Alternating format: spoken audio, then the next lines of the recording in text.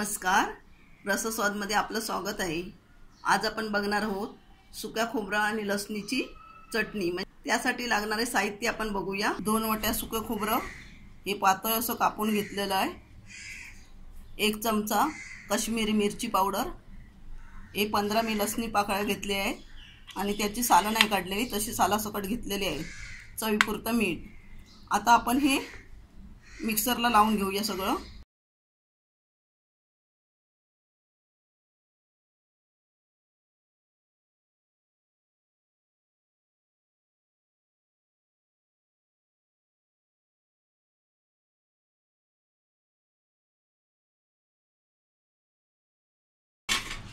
आता मिक्सरला लावून घेऊया।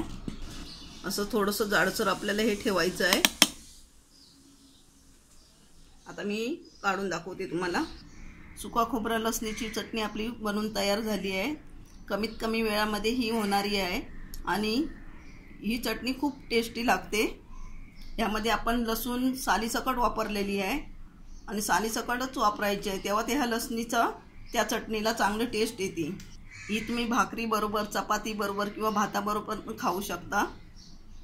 अशी लसणीची चटणी तुम्ही करून बघा आणि मला सांगायला विसरू नका।